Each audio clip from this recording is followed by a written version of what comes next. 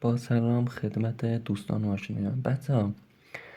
دوستان، من این ردیاب رو از مهدی امیرنیا گرفتم، از شهرستان مشکینشهر برام فرستاده و دستم این رسید. ردیاب سراحیش کزه کلن، یعنی اصلا کار نمیکنه. آدرس پیجش هم بهتون میدم، آریس 17. لطفا پولتون رو و وقتتون رو به همچین آدمای کلاه بردار خرج نکنید. سرایش هم از اینجا کلن کده.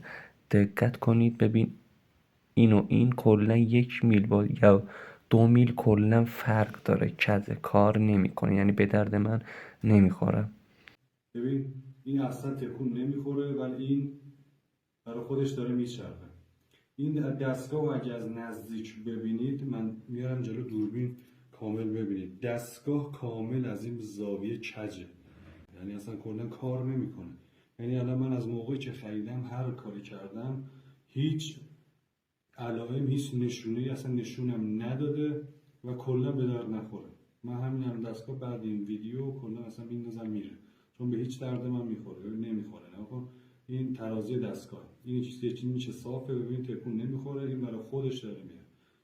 قول همچین آدمایی رو نخورید. مرسی، موفق باشید.